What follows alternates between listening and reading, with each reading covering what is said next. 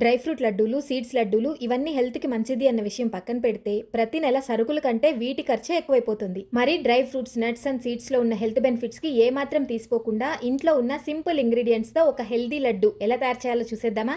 ఈ హెల్తీ లడ్డూలు ప్రిపేర్ చేయడానికి నేను నెస్టేషియా హనీకోంబ్ ఫ్రై పాన్ యూస్ చేస్తున్నాను. ముందుగా 1/2 కప్పు శనక్కాయ పప్పులు, నువ్వులు, కొబ్బరి పొడి ఇవన్నీ ఒకదాని తర్వాత ఒకటి వేసుకొని, ఫ్లేవర్ కోసం 2 ఇలాచీ కూడా వేసుకొని ఇలా డ్రై రోస్ట్ చేసుకోవాలి. ఈ నెస్టేషియా హనీకోంబ్ ఫ్రై పాన్ 2.5 mm థిక్నెస్ ఉండడం వల్ల హీట్ ఈవెన్ గా డిస్ట్రిబ్యూట్ అవుతుంది. హనీకోంబ్ డిజైన్ ఉండడం వల్ల తక్కువ ఆయిల్ తో ఈజీగా కుక్ చేసేయచ్చు. ఫ్రై చేసుకున్న ఇంగ్రీడియంట్స్ అన్ని మిక్సీ జార్ లోకి తీసుకొని స్వీట్నెస్ కోసం బెల్లం పౌడర్ కూడా వేసి ఇలా మెత్తగా గ్రైండ్ చేసుకొని 1 స్పూన్ నెయ్యి వేసుకొని లడ్డూలుగా చుట్టుకున్నామంటే ఐరన్, కాల్షియం, వైటమిన్ ఈ లాంటి ఎన్నో న్యూట్రిషనల్ వాల్యూస్ ఉన్న హెల్దీ లడ్డు చిటికలో తయారు చేసేయచ్చు.